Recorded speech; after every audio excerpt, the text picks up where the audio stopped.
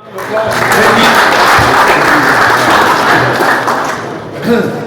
everyone, my name is Benji and I'm from Braven.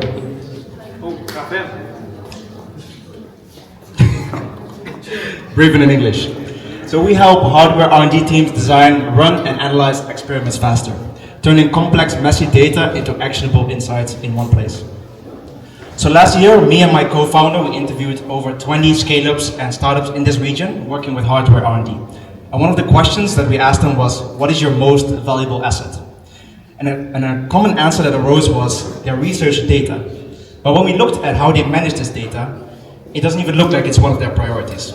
And I get it. We're both engineers, I'm also working in a startup, and I can tell you, data management is not my hobby. But not having proper data infrastructure in your company brings even more issues.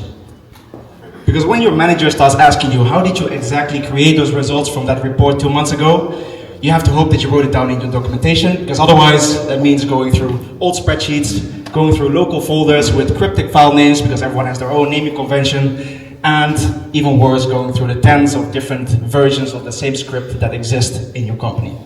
It's a mess. And the result of this is that 20% of R&D time is lost just going through folders, finding that right file, and over 150 hours per engineer per year is wasted doing experiments that have already been done before. So the problem, hardware R&D teams have no simple way to keep experiments, data, and design changes connected. And we want to put a stop to this. Our solution is a software platform for tracking and structuring hardware experiments. And we believe that to find the proper solution, we base this software on 4 important pillars. The first one is how you store the data. Because right now it's done in a simple folder structure. But for a complex environment like hardware R&D, where it's more like a graph and everything is interconnected, we think we should also store it that way. But it makes things quite complex for the engineer. So through our software, the engineer can make automated data ingestion using workflows, where you can integrate with any of your third-party tools, no matter if you're working with microscopy, spectroscopy, or some XRD machine, it doesn't matter.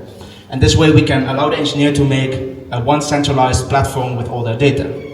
And this brings us to the second pillar. This makes analysis much easier. Right now, especially if you have multiple data sets, you need to make custom scripts every time you do an analysis. Now you don't need to do that anymore. You can do that directly through our software, much easier, much faster, without having to go through Python all the time. The third point is learning, because you're not the only one working on this project. And the data is probably scattered all over the place in different folders. And let's be honest, that's not helping you solve your problems in R&D. That's why we're trying to give a new perspective to the engineer. Let's say you have a faulty device using our device-centric experiment timeline. Let's say you have a faulty device, we can tell you exactly what happened to that device over its entire lifespan, no matter if that was you or one of your colleagues. And the last one is retrieving the data, because structured data is useless if you can't find it anymore. And for that, we have integrated a large language model directly into our software that really understands how the data is structured. And this way we can actually give more confidence in its answers. Right now we are setting up a couple of pilots with different engineering teams. And if you're an engineer and you relate to this problem, I would love to talk after the pitches and complain about data management. Thanks.